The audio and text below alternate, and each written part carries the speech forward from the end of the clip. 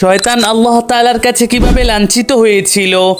আল্লাহ আদম আলাইহিস সালামকে সৃষ্টি করলেন এবং ফেরেশতাদের আদেশ দিলেন সিজদা করো। সব ফেরেশতারা সিজদা করলো, কিন্তু ইবলিস করলো না। আল্লাহ বললেন, তুই সিজদা করলি না কেন?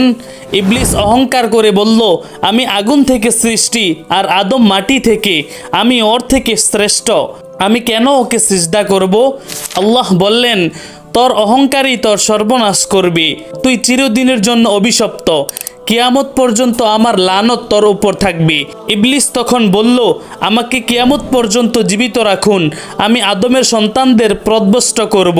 তখন আল্লাহ বলেছেন, যারা আমার পথ অনুসরণ করবে তাদের উপর তোর কোনো ক্ষমতা থাকবে না, আর যারা তোর অনুসরণ করবে তাদের জন্য রয়েছে জাহান্নাম। আল্লাহ আমাদের শয়তানের ধোঁকা থেকে রক্ষা করুন।